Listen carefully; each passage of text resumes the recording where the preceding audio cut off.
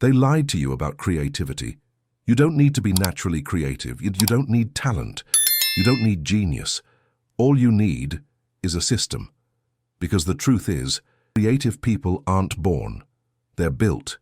And in this video, I'm going to show you how step by step. Most people think creativity is magic, that it's some random lightning bolt from the sky, a rare superpower reserved for the gifted. But here's the truth. Creativity is a formula. And once you understand how it works, you can generate powerful ideas on demand. Think about this. Steve Jobs didn't invent the phone. He didn't invent the internet or the touchscreen. He just combined them, and the iPhone changed the world. Same with Shakespeare. He didn't write original stories. He took old tales, remixed them, and made them immortal. Even Einstein didn't invent physics. He connected existing theories and rewrote how we understand the universe. Creativity isn't magic. It's recombination. It's about stacking ideas until something new clicks. And the best part? You don't have to wait for inspiration. You don't have to feel creative. You just need the right system. In this video, I'll show you exactly how to do it. Step by step. No fluff, no talent required.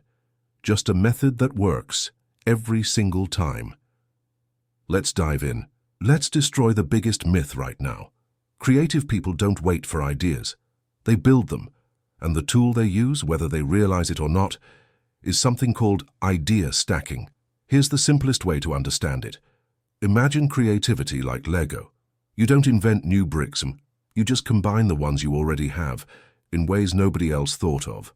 The question isn't, am I creative? It's, how many bricks am I stacking today? Step 1. Absorb relentlessly. Most people think creativity starts with thinking. It doesn't. It starts with input. Your brain is a pattern recognition machine. But it can't connect dots if you don't give it any, if you only consume the same things every day, same Instagram feeds, same conversations. Your brain runs out of raw material. It's like trying to cook a gourmet meal with one ingredient. Impossible. Creative people read outside their field. They watch documentaries about things they don't even need to know. They listen to weird podcasts. They talk to people wildly different from them. Why? Because every time you feed your brain something new, you add another brick to the pile. A tech concept, a biology fact, a design trend, a psychological insight. It might seem random, until it's not.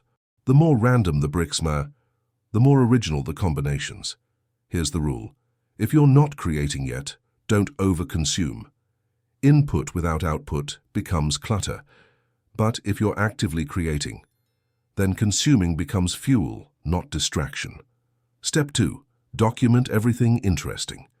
This is where 99% of people fail.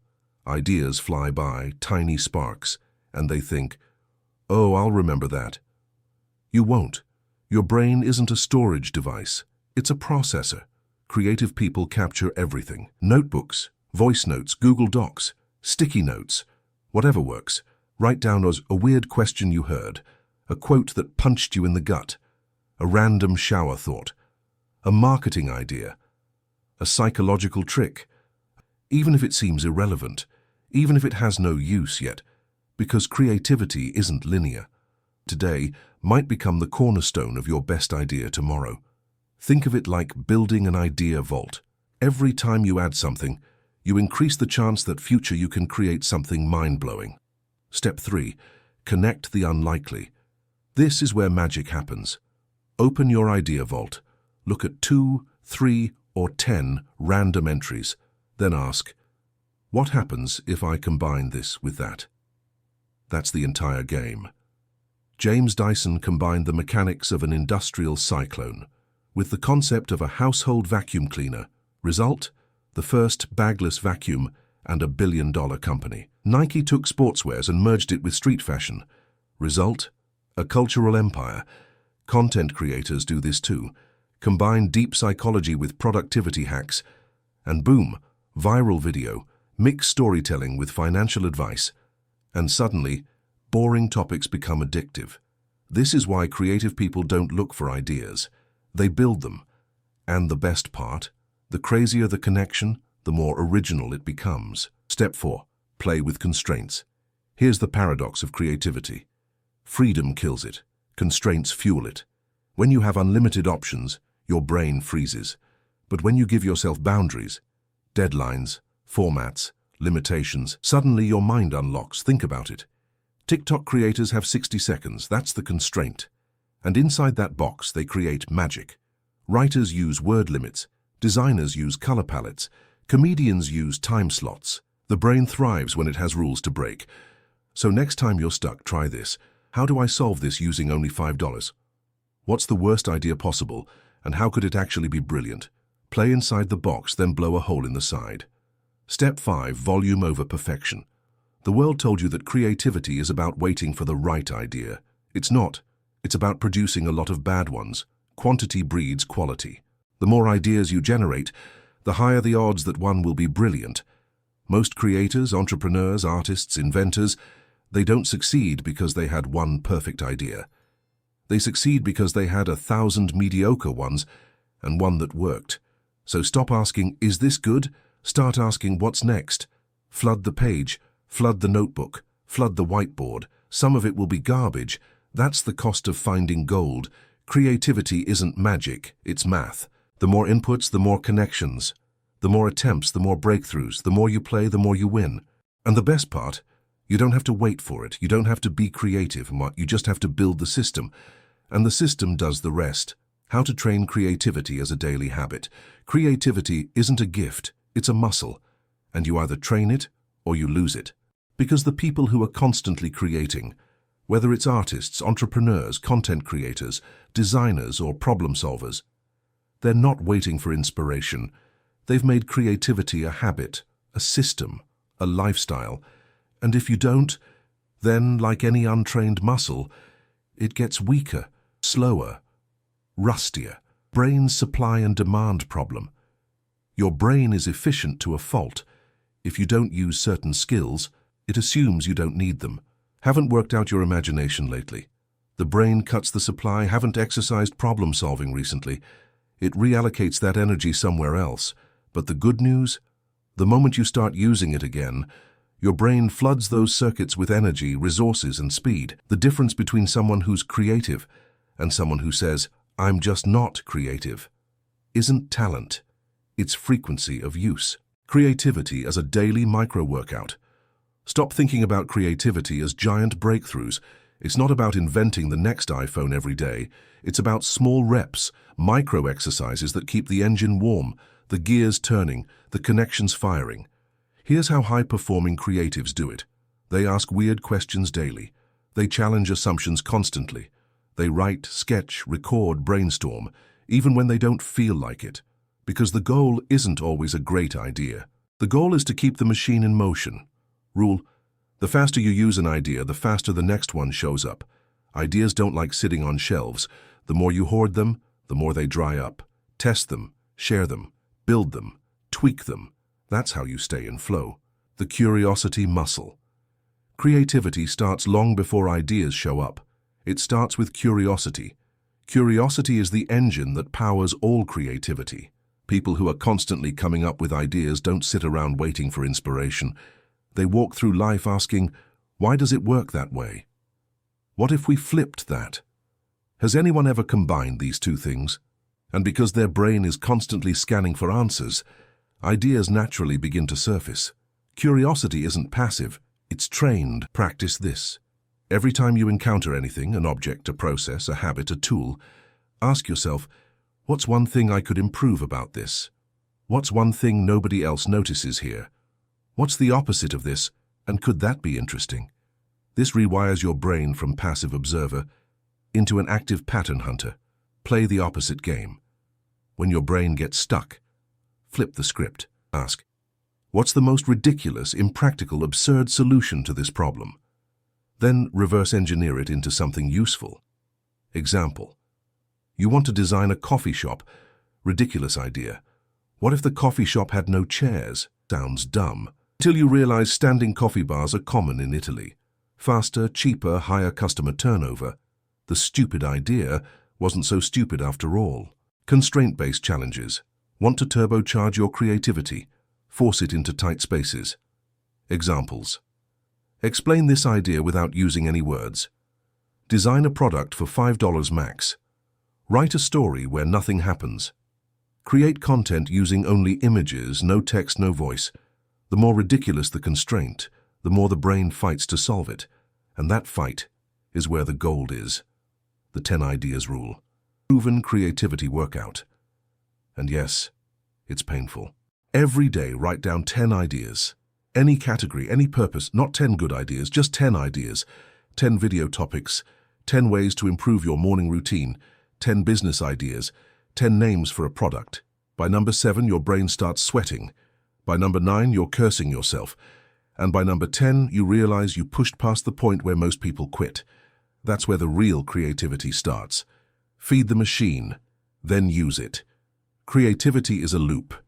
Input, process, output, repeat. Most people get stuck at one stage.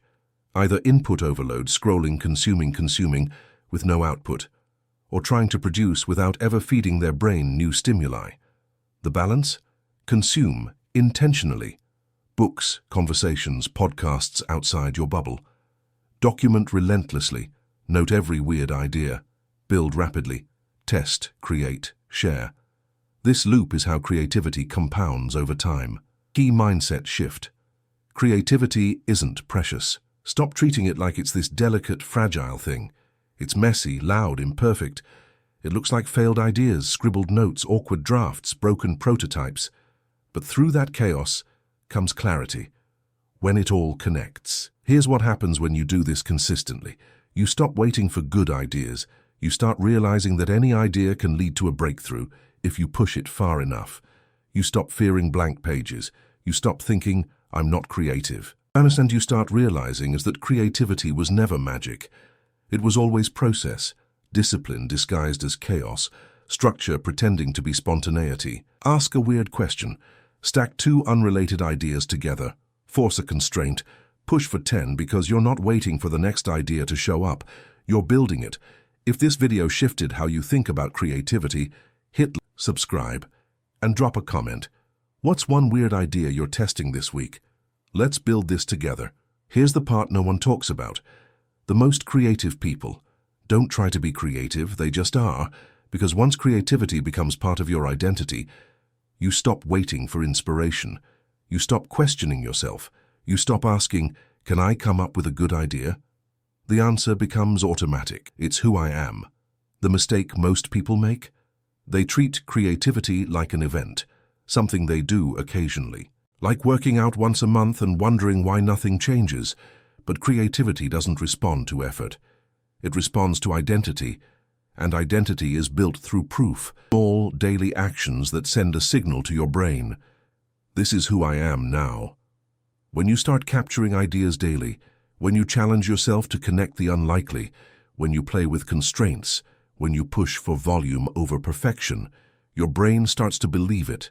It rewires itself around it. It stops asking if you're creative and starts assuming you are. Suddenly, ideas come faster, not because the world changed, because you did. Your lens shifted. Where others see random noise, you see patterns. Where others hit walls, you see combinations. Where others get stuck, you see doors that weren't there before. And the crazy part? Once this becomes who you are, the world starts reflecting it back. People start calling you creative. They start asking, how do you always come up with these ideas? And you'll smile because you know the truth. It's not magic, it's not talent, it's not luck. It's just the compound effect of showing up. Every day, stacking one idea on top of another. Testing one weird connection after another, a muscle.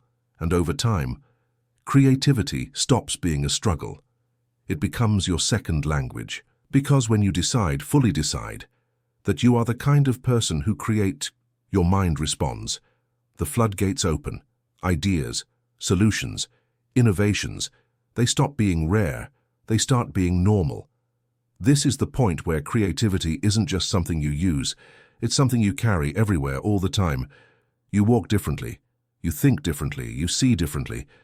Because you've stopped playing the game of waiting for inspiration. You've become the person who manufactures it. Here's the truth. You were never lacking creativity. You were just lacking a system that made it unavoidable. Creativity doesn't belong to the talented.